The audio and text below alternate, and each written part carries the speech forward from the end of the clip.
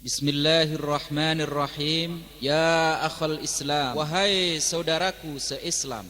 Sebuah serial materi ilmiah bertujuan mendekatkan pemahaman Islam kepada seluruh umat. Allahu Akbar, Allahu Akbar.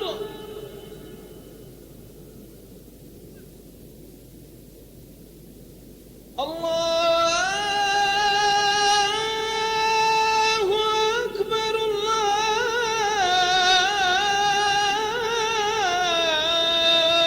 Akbar. Bismillahirrahmanirrahim. Assalamualaikum warahmatullahi wabarakatuh. Alhamdulillahi rabbil alamin. Alhamdulillahilladzi khalaqas samawati wal ard wa ja'ala adh-dhulumati wan nur. Thumma alladhina kafaru bi rabbihim ya'dilun. Alhamdulillahi fatiris samawati wal ard. Alhamdulillahi fil ula wal akhirah. Walahul hukmu wa ilaihi turja'un. Alhamdulillahilladzi hadana lihada wa ma kunna linahtadiya laula an hadanallah. Thumma amma ba'd. Saudaraku se-Islam, selamat datang, selamat berjumpa dimanapun Anda berada. Kita bertemu bukan dalam persamaan darah, nasab, warna kulit dan bahasa, tetapi kita bertemu sebagai saudara se-Islam, seagama, agama yang dibawa oleh penutup para nabi, Muhammad sallallahu alaihi wasallam, agama yang Allah subhanahu wa ta'ala telah menjanjikan baginya kemenangan dan kejayaan, dan Allah tidak akan menyelisihi janjinya. Saudaraku se-Islam, mari sejenak kita buka sebuah lembaran sejarah yang paling indah. Kita baca baris-barisnya yang akan menghembuskan aroma keikhlasan, memperlihatkan cahaya tauhid, dan menampakkan sebuah semangat yang mampu merontokkan gunung dan menundukkan berbagai macam kesulitan. Lembaran sejarah itu telah ditulis dengan darah para syuhada yang kelak pada hari kiamat akan menyebarkan bau wangi bak minyak misik. Baris-baris lembaran sejarah itu ditulis oleh tangan-tangan yang suci dan hati yang sehat nan tulus. Tapi siapakah gerangan orang yang berada di balik agama ini? Siapakah pemimpinnya? Siapakah orang yang telah mampu merubah perjalanan sejarah ini? Sungguh ini sebuah kisah yang indah untuk diketengahkan, didengarkan, dan direnungkan. Kisah tersebut secara singkat adalah sebagai berikut. Sebelum diutusnya Rasulullah sallallahu alaihi wasallam, terdapat 360 patung di dalam Masjidil Haram mengelilingi Ka'bah yang mulia itu.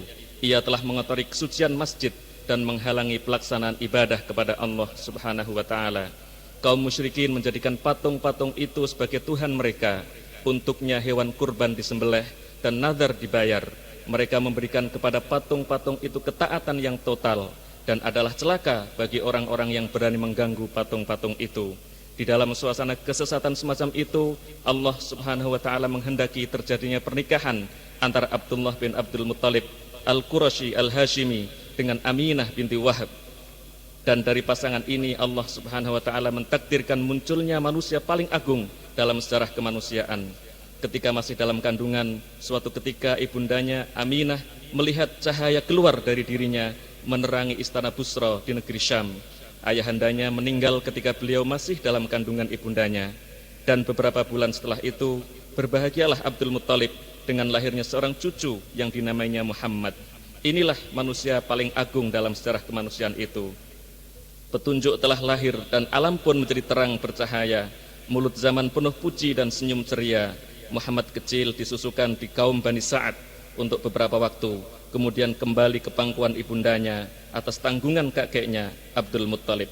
Ketika umur beliau mencapai 6 tahun, Allah subhanahu wa ta'ala mentakdirkan untuk menjadikannya seorang yatim piatu.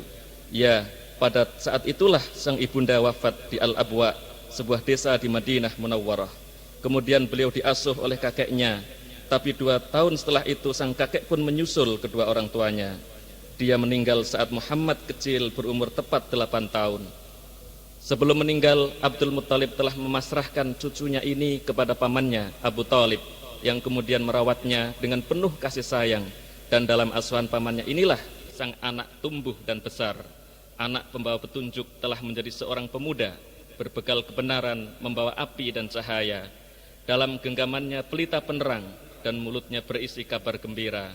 Dalam sorot matanya tampak kesungguhan nyata, muka wajahnya memberikan janji, dalam darahnya mengalir menantang setiap kecongkakan yang berperi. Kaum Quraisy mengenalnya dengan sebutan Al-Amin, dan semua kabilah telah rela memilihnya dalam pasukan hijrah. Auratnya tidak pernah terbuka dan sama sekali tidak pernah menyembah patung. Ketika berita tentang sifat amanahnya ini sampai ke telinga Khadijah binti Khuwailid, dia menawarkan kepadanya untuk berdagang dengan barang dagangannya, dan Muhammad pun menyetujuinya. Khadijah menyertakan seorang hamba sahaya yang bernama Maisarah untuk menemani Muhammad dalam perjalanan niaga itu. Dan Maisarah melihat keajaiban, dua malaikat selalu menaungi Muhammad setiap panas menyengat. Dalam berdagang itu, Muhammad mendapatkan harta 2 kali lipat dibanding para pedagang yang lain. Maka Khadijah pun memberikan upah 2 kali lipat pula. Lalu Khadijah menawarkan diri untuk dinikahi, dan Muhammad pun setuju. Jadilah dia istri pertama Muhammad sallallahu alaihi wasallam. Waktu terus berlalu sampai kemudian beliau mendekati umur 40 tahun. Orang-orang Yahudi dan para dukun Arab sudah mendengar dari sana sini bahwa akan muncul seorang nabi di tanah Arab. Orang-orang Yahudi itu menyangka bahwa nabi tersebut berasal dari keturunan mereka. Pada saat itu Muhammad sallallahu alaihi wasallam mempunyai kebiasaan beribadah di Gua Hira yang terletak di sebuah gunung dekat Makkah. Dilakukannya ibadah itu selama 1 bulan setiap tahunnya. Di saat mendekati umur 40 tahun itu, Muhammad sallallahu alaihi wasallam mulai bermimpi yang dilihatnya dengan jelas. Demikian hingga ketika beliau berada di Gua Hira untuk beribadah, beliau didatangi oleh seorang makhluk yang belum pernah dilihatnya sebelumnya. Dialah malaikat Jibril dalam rupa aslinya. Beliau pun kaget bukan kepalang. Jibril berkata, "Bacalah." Beliau menjawab, "Aku tidak dapat membaca." Beliau lalu menceritakan sebagai berikut. Malaikat Jibril lalu mencekikku sampai aku kepayahan, lalu melepaskanku dan mengatakan, "Bacalah." Aku jawab lagi, "Aku tidak dapat membaca." Lalu aku pun dicekik lagi sampai aku kepayahan. Kemudian aku dilepaskan dan berkata, "Bacalah." Aku jawab, "Aku tidak dapat membaca." Dan aku pun dicekik lagi untuk yang ketiga kalinya sampai aku merasa kepayahan. Lalu dia melepaskanku dan berkata,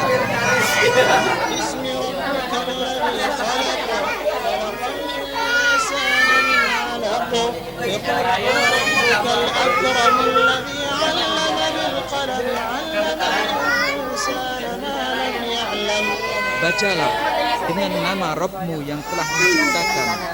Dia telah menciptakan manusia dari segumpal darah. Bacalah, dan Rabbmu lah yang maha pemurah, yang mengajar manusia dengan perantaraan qalam. Dia mengajarkan kepada manusia apa yang tidak diketahuinya." Setelah kejadian itu, beliau pulang ke rumah Khadijah dengan tubuh gemetaran. Sampainya di rumah, beliau berkata kepada Khadijah, "Selimutilah aku, selimutilah aku." Maka beliau pun diselimuti sampai kemudian hilang rasa takutnya itu. Dan kemudian berkata, "Wahai Khadijah, kenapa aku?" Lalu berceritalah beliau kepadanya apa yang telah terjadi. "Aku khawatir atas diriku," kata beliau lagi. Khadijah menjawab, "Tenanglah, sungguh Allah tidak akan menghinakanmu.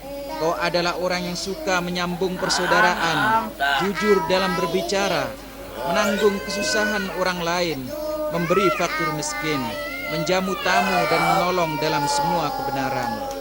Khadijah kemudian pergi bersama beliau ke rumah seorang anak pamannya, yaitu Waraqah.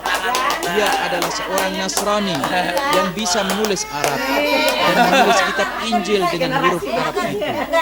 Dia sudah tua dan buta. Berkatalah Khadijah kepada Waraqah, "Paman, coba dengarkanlah apa yang akan disampaikan oleh kemenakanmu ini." "Hai kemenakanku, apa yang telah kau lihat?" kata Waraqah. Maka Rasulullah pun menceritakan semua yang telah terjadi. Waraqah lalu berkata, "Itu adalah malaikat Jibril yang dulu telah diutus kepada Nabi Musa alaihissalam. Oh, seandainya saat kau berdakwah nanti aku masih muda, seandainya saat kaummu mengusirmu, nanti aku masih hidup, apakah mereka akan mengusirku? Tanya Rasulullah. Waraqah menjawab, ya, tidak ada seorang pun yang membawa seperti yang kau bawa itu kecuali pasti akan dimusuhi. Seandainya saat itu aku masih hidup, aku akan menolongmu sekuat tenaga. Berita dari alam gaib menyampaikan wahyu di mulut gua, membawa ke dunia ini berbagai macam rahasia. Berita kenabian menyebar nan wangi, mengumumkan kelahiran cahaya hidayah di muka bumi. Ya, malaikat Jibril telah menyuruhnya dengan berkata Iqra, dan itulah awal risalah, permulaan tugas menyelamatkan manusia dari menyembah berhala ke menyembah Allah semata. Awal dari perjalanan panjang yang penuh onak dan duri, yang kemudian beliau hadapi dengan penuh ketabahan. Rasulullah Shallallahu Alaihi Wasallam memulai dakwahnya di kalangan kerabat dekatnya, dan Khadijah pun beriman, orang pertama yang menerima dakwah beliau. Kemudian Ali bin Abi Thalib, kemudian Abu Bakar, disusul oleh Bilal, Uthman bin Affan, Abu Ubaidah, Abdurrahman bin Auf, Al-Arqam bin Abil Arqam radhiyallahu anhu. Dakwah beliau berlangsung secara rahasia selama 3 tahun, sampai kemudian turun ayat maka sampaikanlah secara terang-terangan segala apa yang diperintahkan kepadamu, dan berpalinglah dari orang-orang yang musyrik. Rasulullah Shallallahu Alaihi Wasallam kemudian mengumpulkan kaum Quraisy berdiri di atas bukit Safa dan berkata dengan suara lantang, Inni nadhirul lakum baina yaday adzabin alim. Sungguhnya aku adalah pembawa peringatan bagi kalian sebelum datang siksaan yang amat menyakitkan. Sejak itu mulailah rentetan peperangan. Sejak Abu Lahab berkata, celakalah kamu, untuk inikah kamu kumpulkan kami? Sebagai jawaban atas kalimat Rasulullah tadi, orang-orang Quraisy melancarkan permusuhan terhadap dakwah Islamiyah di bawah pimpinan mereka, yaitu Abu Jahal, Amr bin Hisham, Abu Lahab, Utbah, Syaibah, dan gembong-gembong Quraisy lainnya. Mereka menyiksa orang-orang muslim yang lemah seperti Bilal, Khabbab bin Al-Arad, dan keluarga Yasir. Dan bersamaan dengan itu Rasulullah Sallallahu Alaihi Wasallam menyabarkan orang-orang mukmin. Misalnya beliau berkata kepada keluarga Yasir, sabarlah wahai keluarga Yasir, janji yang menunggu kalian adalah surga.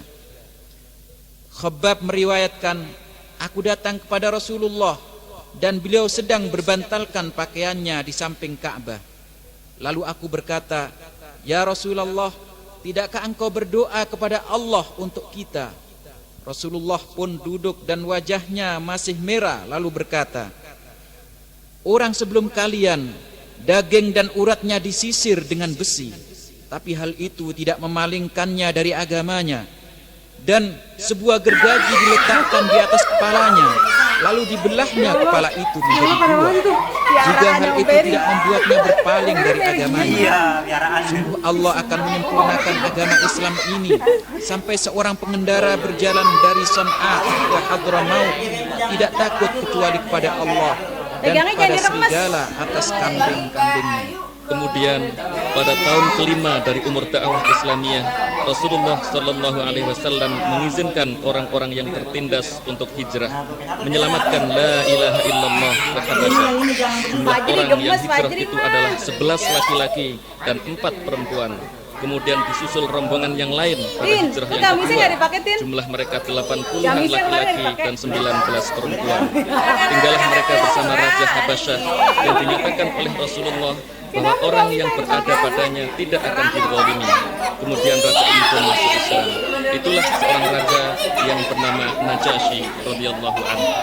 Permusuhan penduduk Makkah tambah hari tambah dahsyat sampai mereka mengepung Rasulullah sallallahu alaihi wasallam dan para sahabatnya di sebuah celah gunung selama 3 tahun. Mereka sampai makan daun-daun pohon yang ada di situ. Setelah pengepungan itu selesai, Abu Thalib, paman Rasulullah, meninggal dunia. Orang yang selama ini membela perjuangan beliau. Dan beberapa bulan kemudian meninggal pula Khadijah, istri beliau. Waktu itulah Rasulullah merasakan kesedihan yang luar biasa. Hingga tahun itu pun dikenal dengan nama Amul Huzni, tahun penuh duka cita. Rasulullah pergi ke Taif untuk menyampaikan dakwah, tapi penduduk Taif menolaknya dan menyuruh anak-anak kecil untuk melempari beliau dengan batu sampai kedua kaki beliau berdarah. Kembalilah beliau ke Makkah dan kemudian dimi'rajkan oleh Allah ke langit dari Masjidil Aqsa untuk menerima kewajiban sholat. Beliau kembali ke bumi dan permusuhan orang-orang Quraisy masih terus berlanjut. Kemudian dilaksanakan baiat Aqabah pertama dan kedua bersama sekelompok orang-orang mukmin dari Madinah. Demikian hingga akhirnya permusuhan orang-orang Quraisy itu pun mencapai puncaknya. Mereka bersepakat untuk membunuh Rasulullah sallallahu alaihi wasallam. Diambillah satu orang dari setiap kabilah untuk melaksanakan pembunuhan itu. Karena keadaan sudah genting semacam itu, maka Islam, agama tauhid ini pun harus diselamatkan ke tempat yang aman dan tanpa kemusyrikan. Allah mengizinkan dimulainya periode baru dari perjalanan dakwah Islamiyah ini. Rasulullah sallallahu alaihi wasallam melaksanakan hijrah bersama Abu Bakar As-Siddiq dari Makkah ke Madinah. Orang-orang Quraisy pun mengejar. Mereka menawarkan hadiah 100 unta bagi siapa yang berhasil membawa beliau baik dalam keadaan hidup atau mati. Rasulullah pun terpaksa bersembunyi di Gua Thaur bersama Abu Bakar selama 3 malam. Dan para pendekar Quraisy itu pun sudah sampai di bibir gua tersebut. Saat itu Rasulullah menenangkan Abu Bakar sembari berkata, "Apa yang kau sangka berdua, maka Allah lah yang ketiga." Itulah satu kejadian bersejarah yang diabadikan oleh Allah Subhanahu wa taala di dalam Al-Qur'an dengan firman-Nya, إلا تنصروه فقد نصره الله إذ أخرجه الذين كفروا ثاني اثنين إذ هما في الغار إذ يقول لصاحبه لا تحزن إن الله معنا فأنزل الله سكينته عليه وأيده بجنود لم تروها وجعل كلمة الذين كفروا السفلى وكلمة الله هي العليا والله عزيز حكيم. Kemudian sampailah Rasulullah di Madinah Al-Munawwarah, disambut dengan sehangat-hangatnya oleh sahabat Ansar. Tala'al badru alaina min thaniyatil wada' wajaba syukru alaina ma da'a lillahi da'. Telah muncul sang purnama kepada kita dari perkampungan Thaniyatul Wada'. Karenanya kita wajib bersyukur selagi ada orang yang menyeru ke jalan Allah.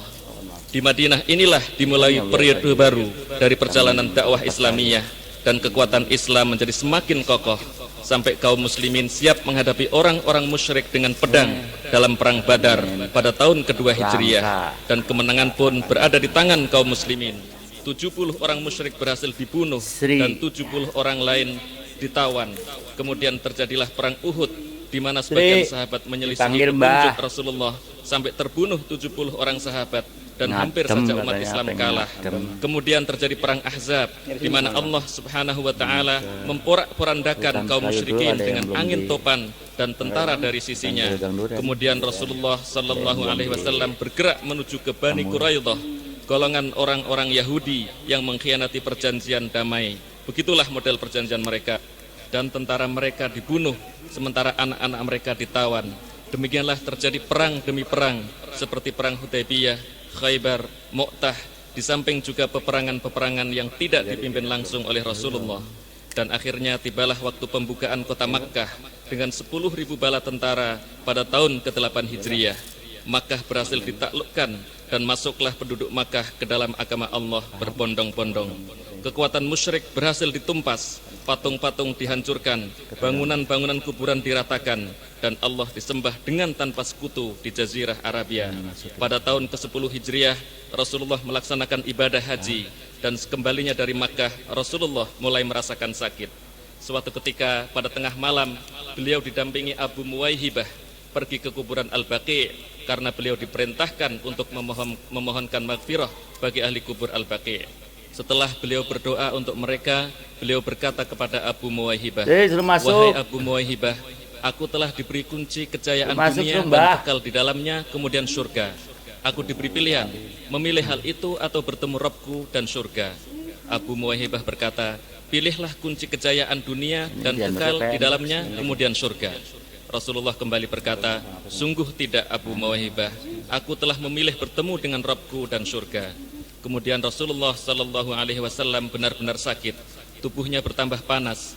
Beliau menyuruh agar tubuhnya disiram air, kemudian keluar menemui para sahabat.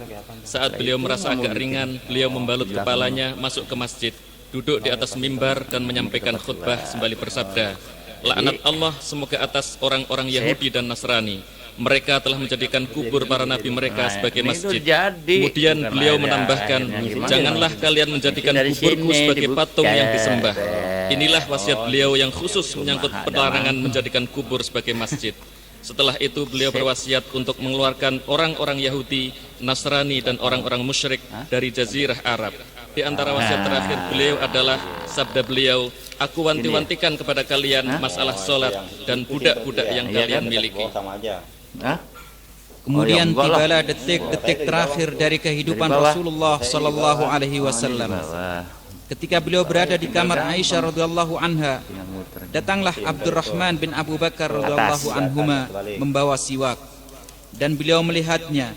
Aisyah faham bahwa beliau menginginkan siwak itu, maka diambillah siwak tersebut dan dilunakkan, lalu diberikan kepada beliau, dan beliau pun bersiwak. Ketika selesai dari bersiwak, beliau mengangkat tangan dan jari beliau. Penglihatan beliau memandang ke arah atap sambil bibir beliau bergerak. Aisyah pun mendengarkan, dan yang diucapkan beliau adalah ma'alladzina an'amta alaihim minan nabiyyin was-siddiqin wasyuhada. Allahumma ar-rafiqal a'la, Allahumma ar-rafiqal a'la, Allahumma ighfirli warhamni wa alhiqni birrafiqil a'la, Allahumma ar-rafiqal a'la. Bersama orang-orang yang telah engkau beri nikmat kepada mereka, yaitu para nabi, para siddiqin dan para syuhada. Ya Allah, kepada ar-rafiqul a'la, kepada kekasih yang maha tinggi. Ya Allah, ampunilah aku, rahmatilah aku, dan susulkanlah diriku kepada ar-rafiqul a'la. Kalimat itu beliau ulangi sampai 3 kali, dan kalimat itulah kalimat terakhir yang diucapkan beliau. Lalu tangan beliau melemas dan beliau pun wafat. Rasulullah Sallallahu Alaihi Wasallam wafat dengan telah menyampaikan risalah, telah melaksanakan amanat, menasihati umat. Beliau wafat meninggalkan kita di jalan hidayah. Beliau bersabda, taraktukum ala mithlil bayda, lailuha kanahariha, la yazigu anha illa halik. Aku tinggalkan kalian di atas suatu yang putih, malamnya seperti siangnya. Siapa yang menyimpang darinya pasti celaka. Dengan perantara Rasulullah Sallallahu Alaihi Wasallam, Allah Subhanahu Wa Taala telah menyempurnakan agama Islam dan menerangi jalan dan mewujudkan ibadah yang semata-mata untuknya tanpa sekutu baginya. Beliau wafat setelah terus-menerus memerangi kemusyrikan, melaknat setiap orang yang menjadikan kubur sebagai masjid, dan berpesan agar agama ini tidak ditambah-tambah dengan sesuatu apapun. Beliau bersabda, barang siapa yang mengada-adakan sesuatu di dalam agama ini, maka tertolaklah ia. Dan bersabda pula, setiap sesuatu yang diada-adakan adalah sesat. Beliau wafat dengan meninggalkan wasiat tentang tiang agama. Sabda beliau, as-salatu was-salah wa ma malakat aymanukum. Aku wanti-wantikan kepada kalian masalah salat dan budak-budak yang kalian miliki. Dan sebelum itu beliau telah pula menegaskan batas yang ada antara kita dan orang-orang kafir adalah salat. Maka barang siapa meninggalkan salat berarti dia telah kafir.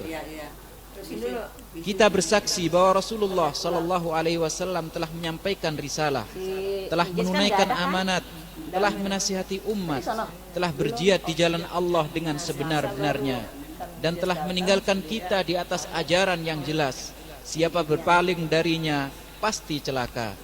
Saudaraku se-Islam, marilah kita renungkan agama ini, kita hayati pesan-pesan Allah dan Rasulnya Sallallahu Alaihi Wasallam, agar kita termasuk orang-orang yang beruntung, yaitu orang-orang yang beribadah kepada Allah atas dasar iman yang benar.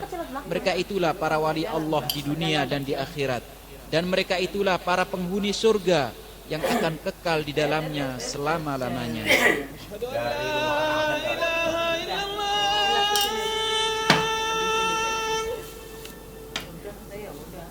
Udah apa lagi? Di sini. أشهد أن لا إله إلا الله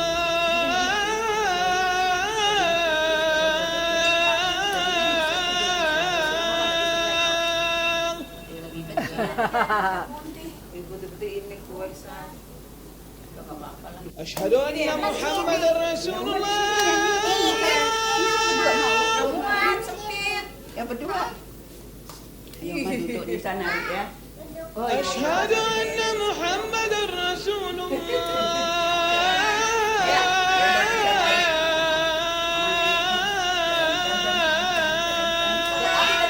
Saudaraku se-Islam, Allah Subhanahu wa Ta'ala adalah Maha Esa. Dia telah menciptakan kita, memberi kita rizki, dan mengkaruniai kita berbagai macam kenikmatan. Lalu apa gerangan hak Allah atas kita dan kewajiban kita terhadapnya? Untuk menjawab pertanyaan ini, mari kita renungkan firman Allah dan sabda Rasulullah sallallahu alaihi wasallam berikut ini. وما خلقت الجن والإنس إلا ليعبدون ما أريد منهم من رزق وما أريد أن يطعمون إن الله هو الرزاق ذو القوة المتين. Dan aku tidak menciptakan jin dan manusia melainkan supaya mereka menyembahku. Aku tidak menghendaki rizki sedikit pun dari mereka, dan aku tidak menghendaki supaya mereka memberi aku makan. Kemudian Mu'adz bin Jabal meriwayatkan, aku berada di belakang Rasulullah sallallahu alaihi wasallam mengendarai keledai. Beliau bertanya kepadaku, "Hai Mu'adz, tahukah kamu apa hak Allah atas hamba-hambanya? Dan apa hak hamba-hambanya tersebut atas Allah?" Aku menjawab, Allah dan Rasulnya yang lebih tahu. Rasulullah sallallahu alaihi wasallam berkata, hak Allah atas hamba-hambanya adalah mereka menyembah Allah dan tidak menyekutukannya dengan sesuatu apapun. Dan hak para hamba atas Allah adalah Allah tidak menyiksa hambanya yang tidak mensekutukannya dengan sesuatu apapun. Aku bertanya, ya Rasulullah, tidakkah aku sampaikan kepada orang lain kabar gembira ini? Rasulullah sallallahu alaihi wasallam menjawab, jangan, nanti mereka pasrah hanya mengandalkan itu. Ayat dan hadis di atas menjelaskan kepada kita tentang arti dan maksud diciptakannya manusia, yaitu beribadah kepada Allah Subhanahu wa Ta'ala dengan tanpa mensekutukannya dengan sekutu apapun.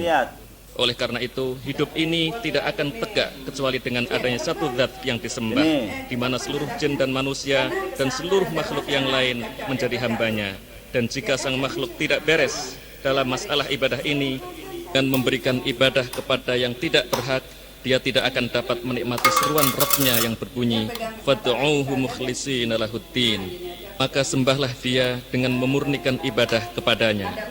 Tetapi apakah ibadah itu terbatas pada serangkaian ibadah ritual seperti sholat, puasa, dan haji? Tidak, ibadah lebih luas dari itu. Arti ibadah mencakup setiap perkara yang disukai dan diridhoi Allah Subhanahu wa Ta'ala dari perbuatan lahir dan batin. Hakikat ini terjelma dalam kokohnya nilai ibadah kepada Allah itu dalam diri kita, yaitu kokohnya perasaan bahwa di sana ada Tuhan dan hamba, Tuhan yang disembah dan hamba yang menyembah. Di dalam alam wujud ini tidak ada lain kecuali hamba yang menyembah dan Rabb yang disembah. Tidak ada lain kecuali Rabb yang esa dan selainnya adalah hamba baginya. Beribadah berarti menghadap kepada Allah dengan semua perbuatan hati, semua perbuatan anggota badan, dan semua gerak dalam hidup ini. Semua itu ditujukan kepada Allah Subhanahu wa Ta'ala, bebas dari tujuan dan maksud yang lain. Hanya Allah sajalah yang berhak kita sembah dan kita ibadahi. Tidak boleh bagi seseorang mempersembahkan ibadah kepada selain Allah sedikit apapun. Barang siapa melakukan hal itu, berarti dia telah melakukan kemungkaran besar yang tidak diampuni oleh Allah Subhanahu wa Ta'ala. Jika dia mati dalam keadaan belum bertaubat, dan itulah perbuatan syirik. Inna Allah la yaghfiru an yushraka bihi wa yaghfiru ma duna dhalika liman yasha'. وَمَنْ يُشْرِكْ بِاللَّهِ فَقَدِ افْتَرَى إِثْمًا عَظِيمًا. Sesungguhnya lah Allah tidak mengampuni dosa syirik, dan Dia mengampuni dosa yang selain syirik itu bagi siapa yang dikehendakinya. Barang siapa yang mempersekutukan Allah, maka sungguh ia telah berbuat dosa yang besar. Ketika sudah berhasil mewujudkan ibadah hanya untuk Allah, dengan tanpa mensekutukannya dengan sesuatu apapun, saat itu berarti manusia sudah mengetahui bahwa dia diciptakan di dunia ini untuk melaksanakan satu tugas dari Allah Subhanahu wa taala, yaitu tugas taat dan beribadah kepadanya. Tidak ada tujuan dan maksud lain kecuali taat kepadanya, dan balasannya adalah sebuah ketentraman dan ketenangan yang dirasakan di dalam hati lantaran mendapat ridha dari Allah. Kemudian di akhirat kelak akan mendapat kemuliaan, kenikmatan, dan karunia yang besar.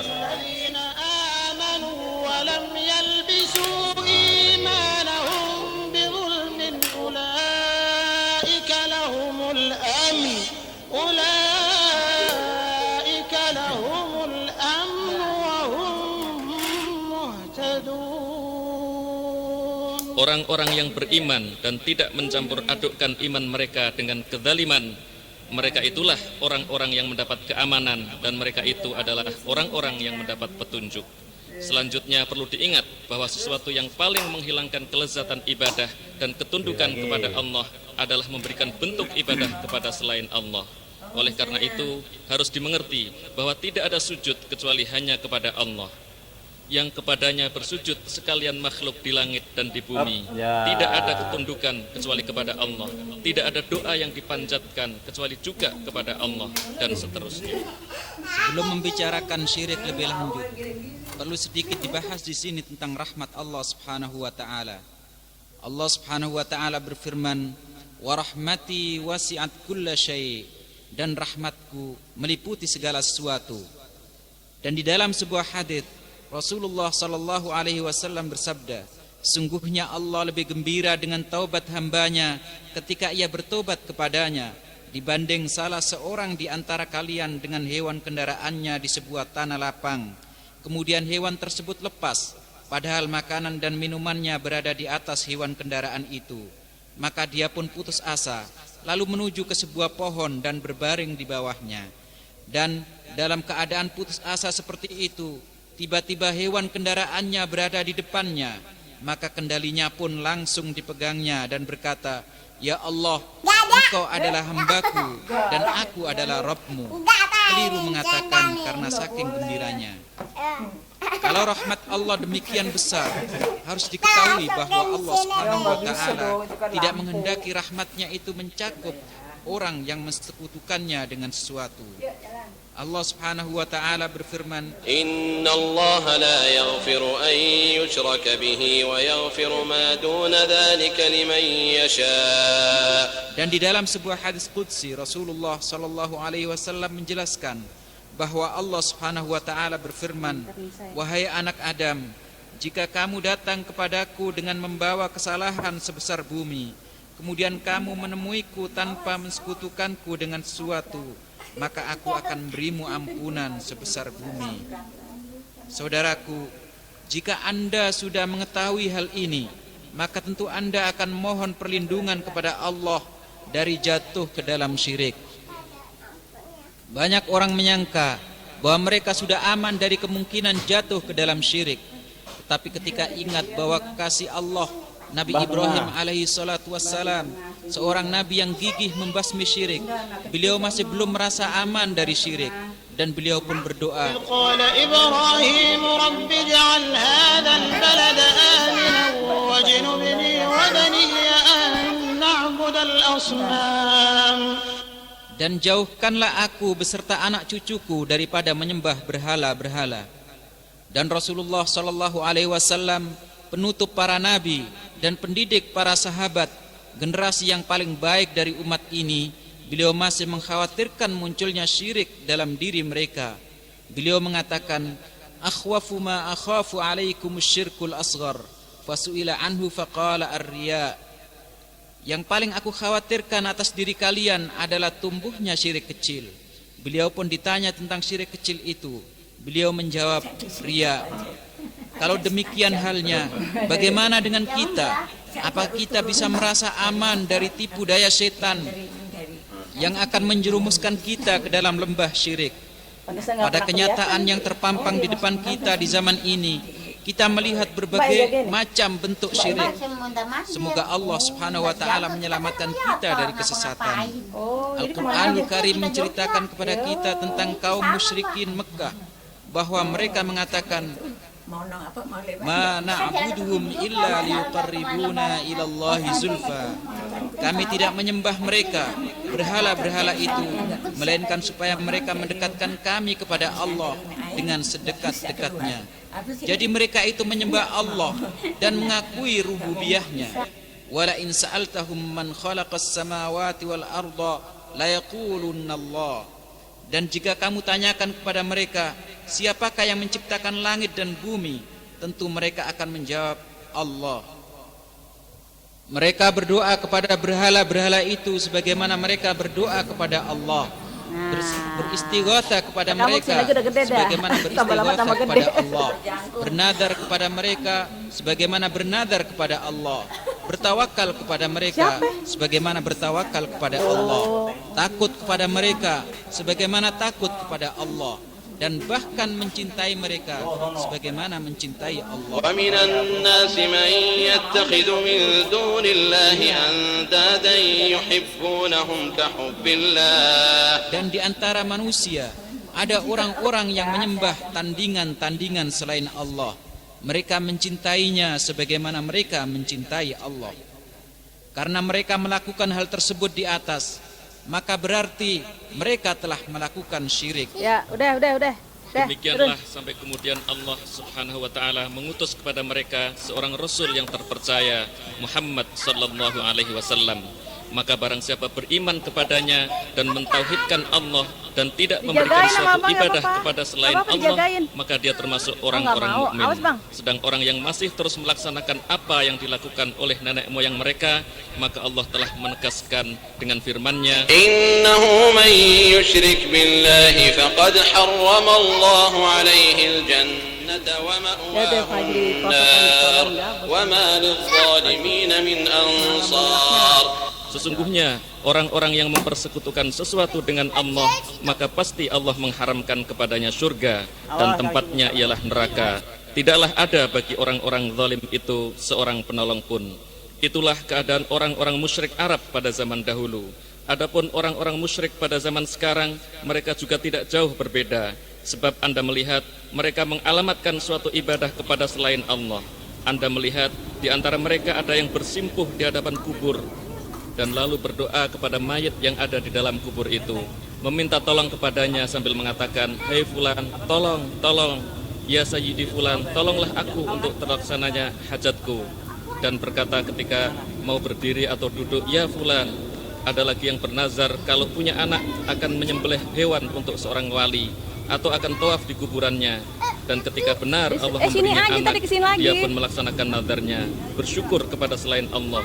Sungguh alangkah buruknya perbuatan itu. Orang yang menuju ke kuburan dan melakukan ibadah-ibadah tersebut di atas, dia tidak akan berhenti hanya sampai di situ. Sebab setan tidak akan rela melihat anak Adam berada di tengah neraka. Setan baru akan puas kalau manusia sudah berada di dasar neraka. Oleh karena itu, dia terus melangkah, menjerumuskan manusia. Dia mulai dari menanamkan dalam diri manusia rasa takut kepada wali. Kemudian dibisikkan bahwa wali yang ada di dalam kubur itulah yang memberi rezeki, dan dialah yang berhak dicintai dan didekati. Dan seterusnya sampai dia ketakutan jika sampai menyepelekan hak-hak sang wali. Dan ketundukan ini mencapai puncaknya ketika dia mengharapkan dan meminta kepada wali. Dengan begitu berarti tidak ada bedanya antara orang-orang musyrik Makkah zaman dulu dengan orang seperti tersebut di atas, kecuali bahwa orang-orang musyrik Makkah itu menghadap kepada patung orang soleh, sedang orang tersebut menuju ke kuburan para wali, berdoa kepada mereka, mengusap-usap pusara mereka, dan melakukan sejumlah ibadah yang lain untuk mereka. Saudaraku se-Islam, di dalam membicarakan masalah kuburan, mari kita lihat tuntunan Rasulullah Sallallahu Alaihi Wasallam dalam masalah kubur dan ahli kubur ini. Sebab kita sama-sama melihat banyak saudara kita yang tersesat dalam masalah kubur, dan itu tidak lain karena mereka lengah dan jauh dari tuntunan Rasulullah Sallallahu Alaihi Wasallam. Saudaraku, Rasulullah Sallallahu Alaihi Wasallam dahulu memakamkan mayit dan tidak meninggikan kuburnya, juga tidak membedakan antara satu kubur dengan kubur yang lain, walaupun mayitnya adalah orang yang sangat terhormat.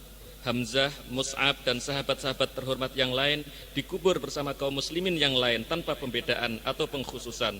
Bahkan secara tegas Rasulullah telah melarang membuat tata cara tertentu selain yang dituntunkan beliau. Beliau berkata kepada Ali bin Abi Thalib, "Janganlah kamu biarkan berhala tanpa kamu musnahkan, dan janganlah kamu biarkan sebuah kubur yang tinggi menonjol tanpa kamu ratakan." Dan ketika Ummul Mukminin Ummu Salamah menyebutkan kepada Rasulullah sebuah gereja Maria di negeri Habasyah yang dilihatnya mempunyai gambar-gambar, Rasulullah sallallahu alaihi wasallam berkata, "Mereka adalah satu kaum yang jika ada orang soleh dari mereka meninggal, mereka bangun di atas kuburnya sebuah tempat ibadah, dan mereka gambar berbagai macam gambar di dalamnya. Mereka itu adalah sejelek-jelek makhluk di sisi Allah subhanahu wa ta'ala." Hadis riwayat Bukhari. Peringatan Rasulullah dalam masalah kubur ini mencapai puncaknya di saat-saat terakhir kehidupan beliau. Dalam suasana sakaratul maut seperti itu, beliau masih mengingatkan umatnya tentang masalah kubur ini dengan sabda beliau, "Laknat Allah semoga ditimpakan atas orang-orang Yahudi dan Nasrani.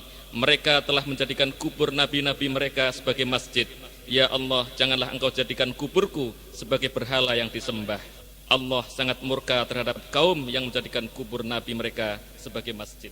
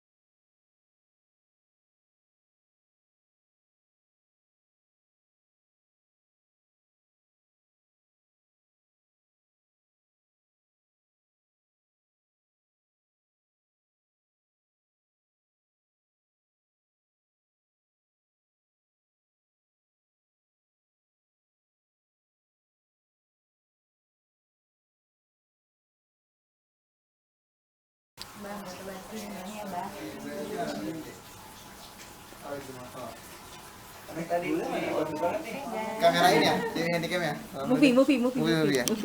Makasih mulai gede. Kata kalau ngelamar undang-undang ya. Amin, insyaallah ya. Makasih banyak Bang.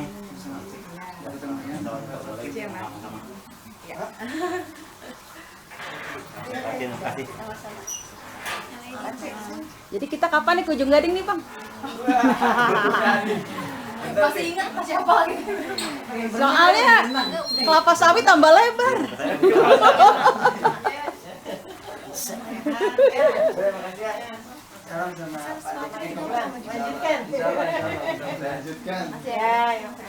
Adek, tungguin ya November loh.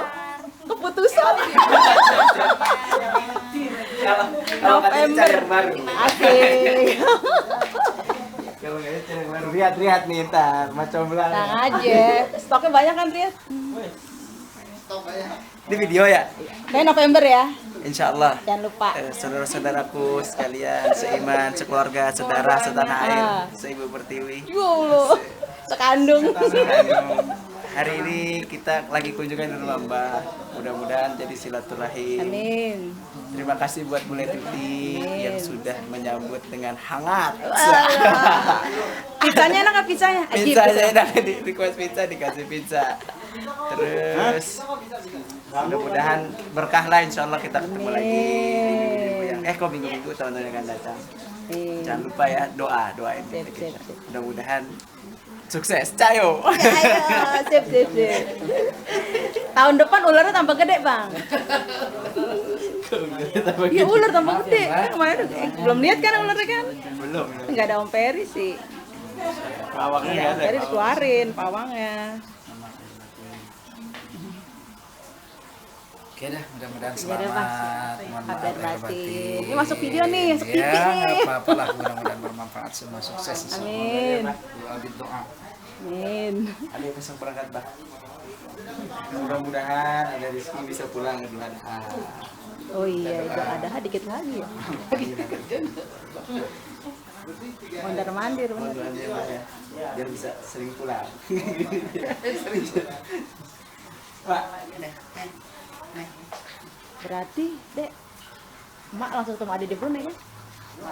Anda nggak jemput kan? enggak langsung. Nanti lihat kalau boleh uci bisa. Nanti kita cekin lah semua harga tiket. Itu kan promo kali. Masih for student.